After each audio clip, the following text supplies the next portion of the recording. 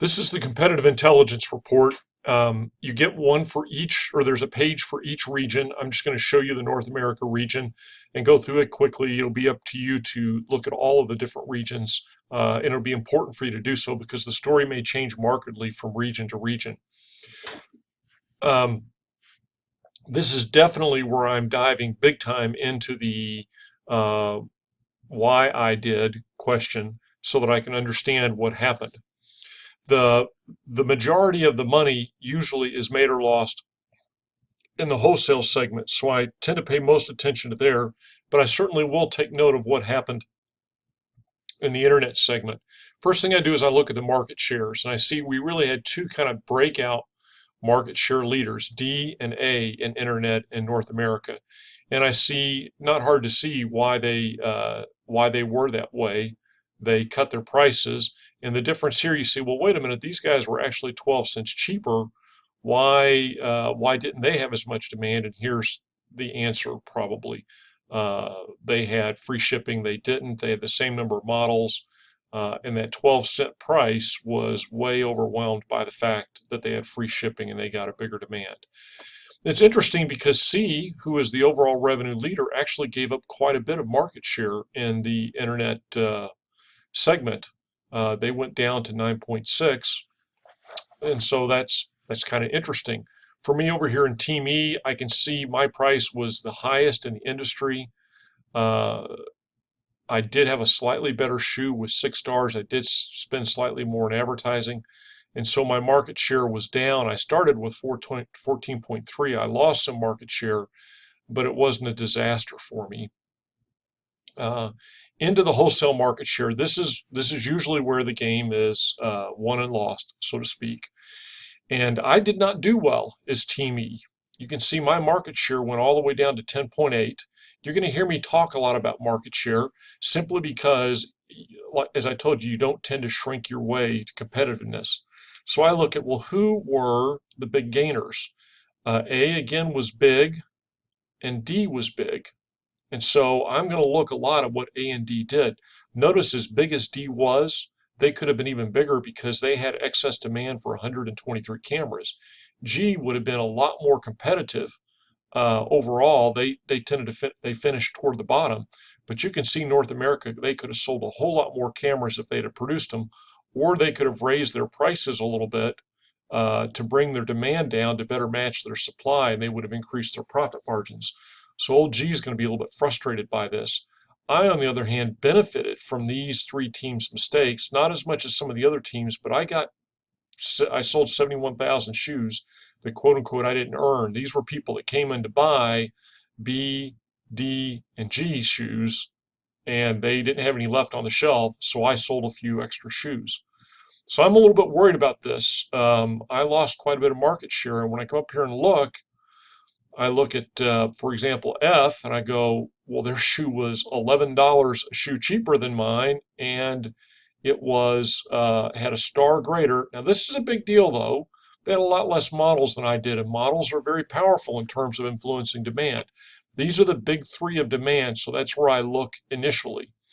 If I look over at A, I go 5 stars, same number of models, but they were $11 cheaper.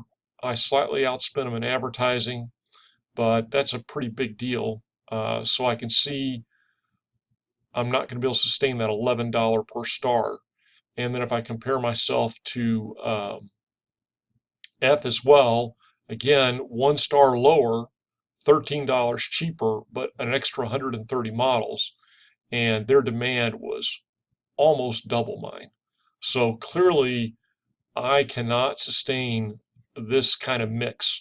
If I'm going to hold that price, I need to probably raise my shoe a little bit higher quality, increase the number of models, something like that. But I've got the lowest market share of anybody, and that's a real clear signal that the market doesn't think my shoes are worth what I'm trying to charge for them, and that's a big deal. So I look into all these things, and I tell you that I make decisions based on this sort of analysis. So already I'm starting to think about how am I going to do better? In other words, how am I going to need to position my shoes differently? Now, here's something that's curious. Remember, we talked away C was the walk away winner, but they lost market share in internet and they held their own in uh, wholesale. Well, they must have done really well in the private label. And I come down to here, the private label, and I see, yeah, they got 61% of the available sales in the private label market uh, in North America. And this this points out some of the anomalies in the bidding.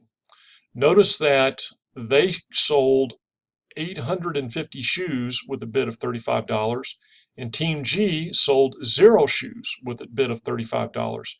In the case where the pricing is tied, it goes to last year's global image rating to break the tie. And this is kind of funny because given it's the practice round, everybody had the same image rating the previous year, so I guess it just broke them alphabetically. And this points out what B has already kind of broken the code, which is it's good to bid odd prices. Because think how frustrated you are if you're Team B or Team G, knowing that you could have sold a bunch of shoes in private label had you bid $34.99.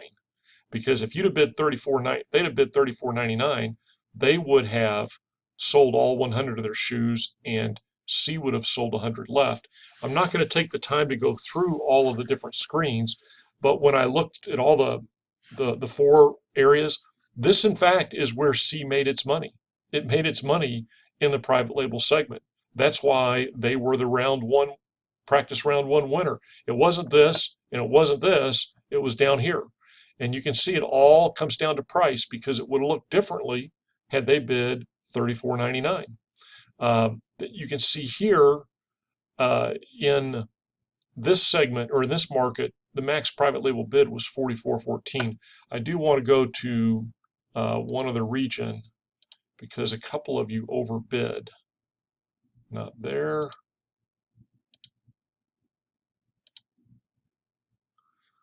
So you can see if I'm Team F, this is interesting because in the demand was 1.4 million shoes. We only sold 800,000 shoes, and even though we offered, we offered just under 1 million. Well, how can that happen? Well, I'm Team F here. I offered to sell 185,000 shoes, but oh, that $40 price bid, it exceeded the maximum that they were willing to pay. So you can see where C made its money. The max that was willing to accept was 37. They sold at 35. And again, you can see all these ties where so many people bid 35. And now you're into how you're going to let the computer do the tie break on that. So you're going to find it's in your best interest to do odd bids. Be very careful about using this product positioning chart. When it talks about your strengths versus your weaknesses, this is simply where are you above average or where are you below average. You have to also consider your strategic positioning and what you're trying to achieve. These maps are a little bit handy just to see where people fall. You can see G and C were very small on the internet, relatively balanced. But if I'm looking now here at Team E, you can see here in this market, my market share was actually pretty good, 14.8, and everybody was very balanced. And I know that's because really nobody played too much in this market. And you can see, so I'm pretty happy with that. And notice the bubbles are all fairly magically balanced in size. That's the competitive intelligence report. Going to want to spend a lot of time with this, and it's really off of this chart or sets of charts that I make a lot of my how am I going to do better decisions. Join me for the last, which is where I go through the company operating reports.